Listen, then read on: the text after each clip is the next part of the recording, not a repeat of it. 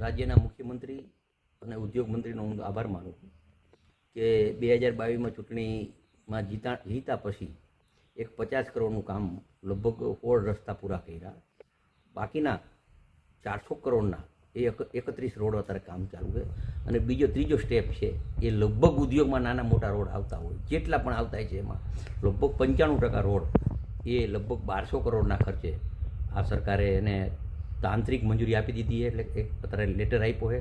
હવે એના plan estimate બનશે, એના જોબ નંબર આવ્યા પછી એના પ્લાન એસ્ટિમેટ બનશે, પછી એનો ટેન્ડર બનશે અને લગભગ આ પ્રક્રિયા 6 મહિનામાં આના કામ ચાલુ થઈ જાય. બીજું મહાનગરપાલિકા આવી એની પણ 20 કરોડ રૂપિયા ગ્રાન્ટ અત્યારે સરકારે આપી દીધી છે. આનું એસ્ટિમેટ કરીને એ બધું કામ ચાલુ થાય એટલે બીજા પૈસા આપશે.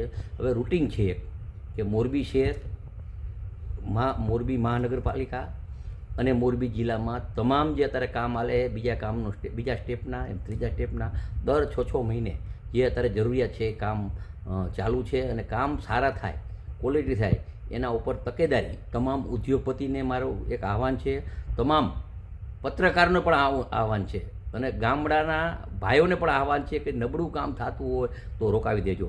હમણાં જ હું અભિનંદન દઈશ, 5 રોડ ઉપર પાણી ભરાતું ખાડો પડ્યો છતાં જાગૃતિ. મારી અહીંયા કોઈ પણ પ્રેસ નોટ આવે ને તો એનો હું એક કાગળ લખી નાખું કે એની તપાસ કરો. કારણ કે તમે જેટલા જાગૃત રહેશો એટલા જ અમે જાગૃત રહેવાના છે.